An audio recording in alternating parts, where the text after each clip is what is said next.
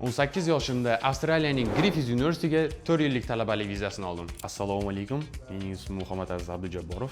Yoshim 18 da. Yaqinda Avstraliyaga o'qish uchun talabalik vizasini oldim. Avval Griffith College'da Foundation programida tahsil olib, keyinchalik Griffith University'da Bachelor of Business dasturini davom ettiraman. O'qish joyim Avstraliyaning eng rivojlangan shaharlaridan biri bo'lgan Brisbane. Eslatma do'stlar, Foundation orqali Avstraliyaga ketish uchun eng kamida 5,5 IELTS talab qilinadi. Avstraliyada o'qishni tanlashimga sabab xalqaro darajadagi ta'lim olish, ingliz tilidagi muhitda o'qish va kelajakdagi karyeram uchun yaxshi imkoniyatlarga ega bo'lish. Everstudy jamoasini esa Tog'amir Zohid va Kennoyim orqali tanidim. Ular ham shu konsalting yordamida yaqindagina o'zlarining Avstraliya vizasini qo'lga kiritgan edi. Shuning uchun men ham o'zimning viza va o'qish jarayonimni shu kompaniya bilan boshlashga qaror qildim. Universitet va dastur tanlashdan boshlab hujjatlarni tayyorlash va viza jarayonigacha menga barcha bosqichlarda katta yordam berishdi. Jarayon davomida o'zimni yolg'iz his qilmadim va barcha savollarimga o'z vaqtida javob oldim. Shu sababli Everstudy jamoasiga o'z minnatdorchiligimni bildiraman. Agar siz ham Avstraliyada o'qishni rejalashtirayotgan bo'lsangiz, Everstudy jamoasiga murojaat qilishingizni tavsiya etaman. Brisbaneda ko'rishguncha.